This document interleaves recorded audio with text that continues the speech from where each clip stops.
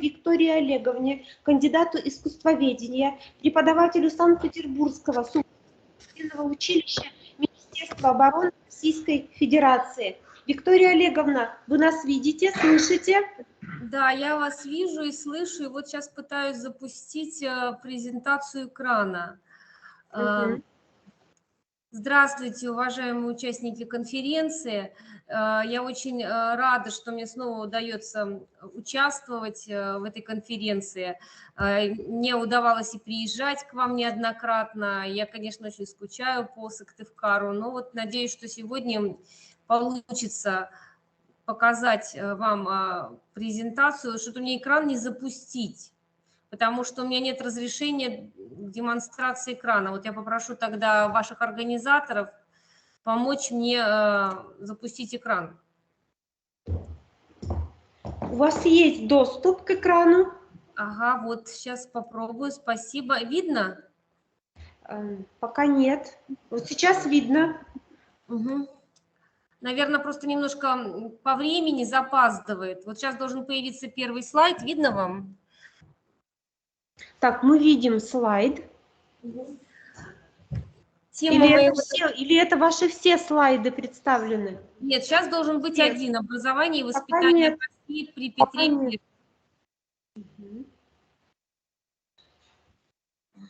Не знаю, у меня видны слайды. То есть вам ничего не видно, да? Включите, пожалуйста, демонстрацию экрана. Вы включили демонстрацию окна презентации, вам нужно включить демонстрацию всего экрана. Вот можете так показывать, не в режиме демонстрации, тогда будет все видно. Спасибо. Вот так можно показывать? Да, просто переключите слайды в этом Давайте режиме. Я тогда вот так буду показывать, потому что мне сейчас не переключиться. Мне хотелось бы осветить некоторые исторические аспекты, потому что, мне кажется, они очень важны сегодня. Потому что, конечно, Петр I сделал очень много в образовании, в воспитании. И вообще личность Петра I очень интересная. К этой личности очень неоднозначная оценка сегодня наблюдается. Но все-таки вот я, как петербуржец, как человек, который любит свой город, я очень ценю отца-основателя. И вот те реформы, которые он провел в области образования, они, конечно, очень значимы для нас и сейчас. Ну, надо сказать, что вот эта фраза, что Россия вошла в Европу как спущенный корабль под стук топора и грохот пушек, она очень хорошо нам характеризует ту эпоху. И вот во многом, конечно, здесь нужно сказать, что Петр I был достойный преемник своих великих предшественников. В частности, он считал себя продолжателем дел Александра Невского. И поэтому, когда вот так говорят, что Петр I очень смотрел на Европу и очень много оттуда заимствовал, это все-таки, мне тоже кажется, во многом преувеличено. Петр I все-таки был человеком очень мудрым, и, конечно, он очень много взял из Европы, но все-таки это было не так однозначно. И конечно, вот говоря об образовании и воспитании, нужно сделать акцент, что и в Петровскую эпоху воспитание в целом сохраняло цель формирования человека-христианина. И для него было очень важно, чтобы государство сохраняло свою направленность как христианско-православное. И вот XVIII век привносит нам новый идеал человека, который был во многом вызван новыми требованиями, реформами. И начинается эпоха Петра I с деятельности двух академий. Одна из них – это Киево-Могилянская академия, а вторая – Славяно-Греко-Латинская. Одна, значит, была в Киеве. И вот сегодня как раз, мне кажется, тоже очень важно поговорить об этой академии, потому что мы живем в такое время, когда Украина и Киев уже становятся для нас, можно сказать, за границей. Но очень важно сохранять вот эти духовные связи, потому что в истории Украина – это важная часть Российской империи, Советского Союза, и нам не нужно утрачивать эти духовные связи. Поэтому сегодня, конечно, вот опыт Киево-Могилянской академии для нас тоже важно. И она была основана в 1632 году. В 1632 году, простите, была основана Киево-Могилянская коллегия, а в 1701, уже при Петре I, она получила название академии. и стала оплотом сохранения и развития славянской культуры, вот что очень важно. Хотя многие исследователи говорят, что там были отголоски западного влияния. Основателем коллегии был Петр Могила, но уже были вот его, развивали дальше Киево-Могилянскую академию его соратники Феофан Прокопович и Стефан Яворский. И в центре внимания была идея самораскрытия природы человека через откровение Божие и через науку. И вот, наверное, то, что было привнесено новое, что через науку, это и спровоцировало обвинение Киево-Могилянской академии в процессе катализации. Значит, непременным атрибутом процесса познания стала так называемая рассудительность. И вот, но при этом акцент на воспитании человека все равно делался на духовно-нравственную сферу, на духовно-нравственное восхождение человека. Цель обучения была подготовка образованных людей, вот она так формулировалась, способных решать различные задачи, и прежде всего в области просвещения. Преподаватели академии, так называемая была Петровская ученая дружина. В нее входили Феофан Прокопович, Стефан Яворский, это было ядро Петровской ученой дружины.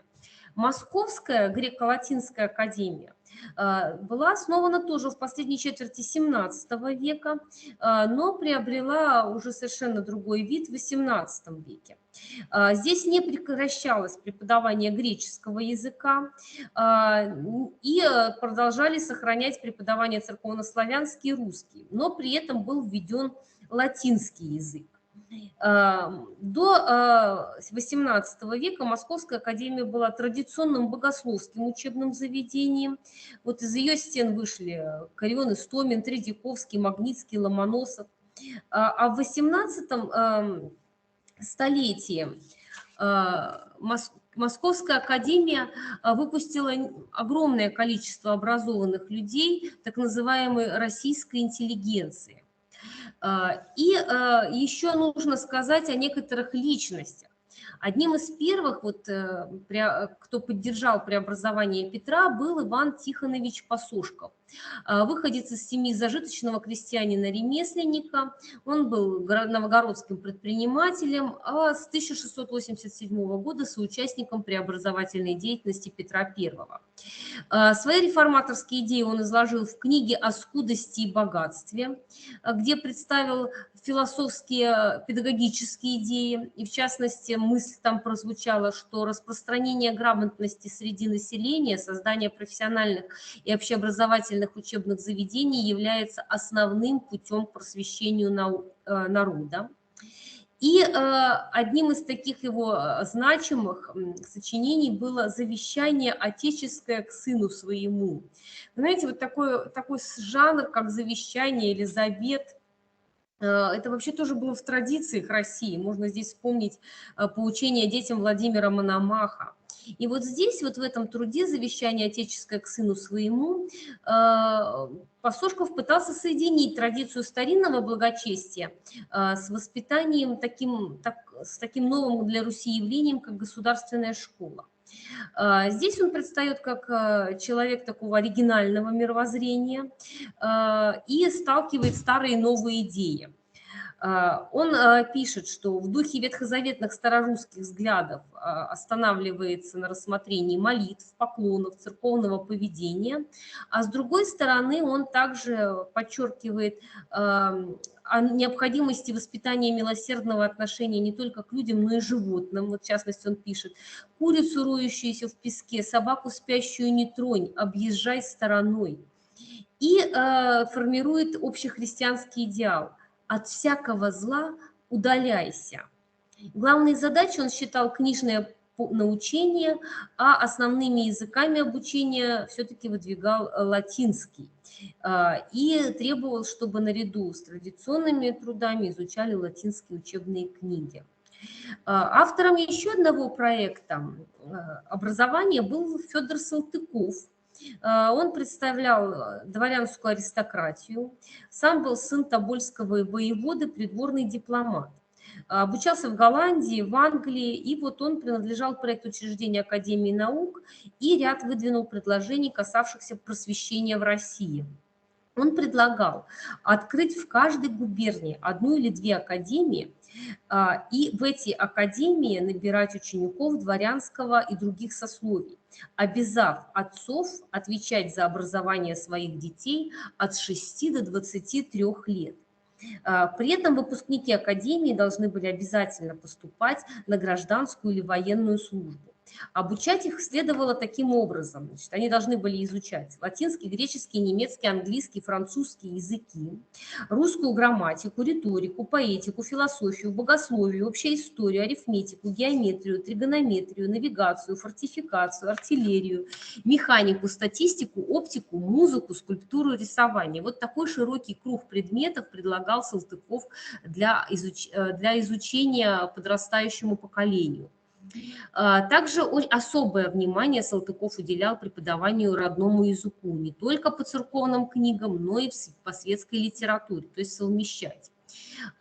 И также он предполагал, что в каждой академии будет обучаться по 200 студентов, то есть для того времени это довольно-таки были большие учебные заведения. Особое место в ученой дружине Петра I занимал Феофан Прокопович. И вот Феофан Прокопович, глава Святейшего Синода, один из организаторов Санкт-Петербургской академии наук, Московской духовной академии, он по поручению Петра I в 1721 году составляет духовный регламент, который царь утвердил, а также он в своих трудах развивал идею необходимости образования для духовных и нравственных представлений народа. И также хотел придать новой школе научный характер. Согласно его регламенту, учебный план академии должен был включать изучение грамматики с историей и географией, арифметику и геометрию, логику и диалектику, риторику с учением о стихосложении, физику с краткой метафизикой, краткую политику богословия, иностранные языки тоже в большом количестве предполагалось преподавать между другими предметами.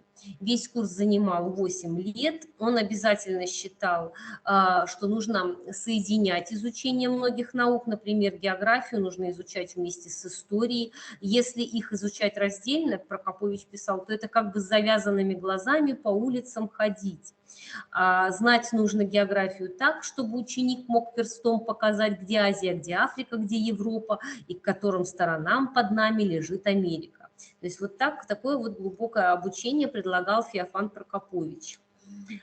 Значит, в 1721 году Феофан Прокопович открыл в своем доме школу. Вот, тоже очень неоднозначная оценка к Феофану Прокоповичу, но на самом деле вот то внимание, которое он уделял своей школе, он назвал ее «Русская школа», показывает нам его как действительно подвижника, потому что он все силы отдавал вот этой русской школе.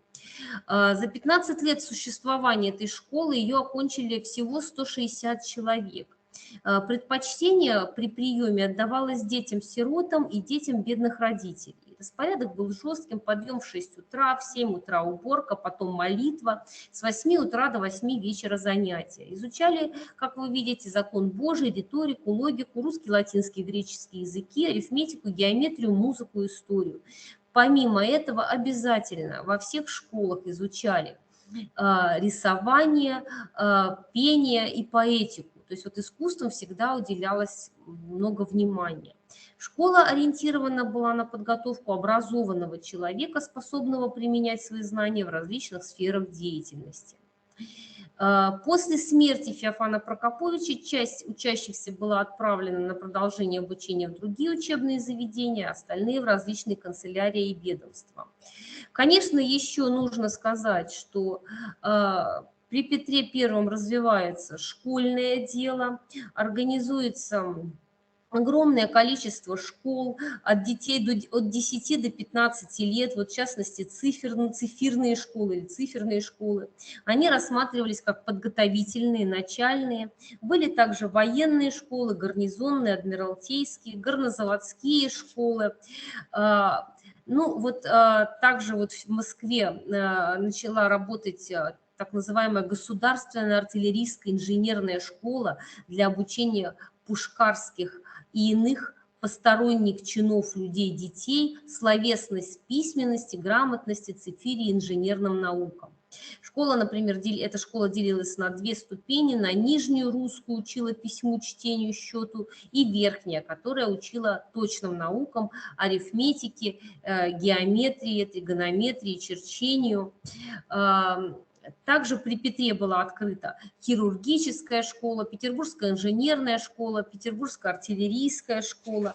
Внимание уделялось также и духовным школам. Они получили название архиерейские. Были начальными и открывались по инициативе тех служителей, которые поддерживали преобразование в государстве. И вот такие архиерейские школы были созданы в Чернигове, Тобольске, Ростове, Смоленске. Наиболее значимой была Новгородская архиерейская школа. Она была открыта братьями Лихудами, которые работали в ней учителями. Здесь тоже она во многом развивалась по примеру Московско-славяно-греко-латинской академии. И Петр I также использовал эту школу для подготовки дворянских детей к государственной службе. Вообще, конечно, нужно сказать, что преобразования Петра I касались всех сторон жизни человека, и то, что происходило в образовании, в педагогике, тоже претерпели эти изменения, довольно-таки сильные изменения.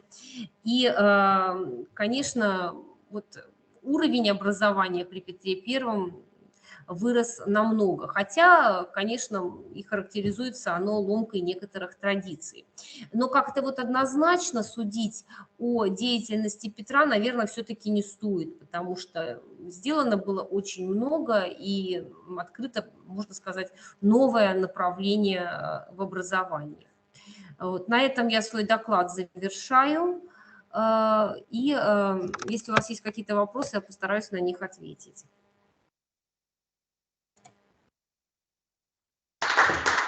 Спасибо большое, Виктория Олеговна, за то, что вы нашли время подключиться к нашей конференции. Мы очень рады вас видеть. Уважаемые коллеги, может быть, у вас есть вопросы к Виктории Олеговне? Или те, кто находится сейчас за экраном, вы можете задать вопросы в чате. Вопросов пока нет, Виктория Олеговна. Если они вдруг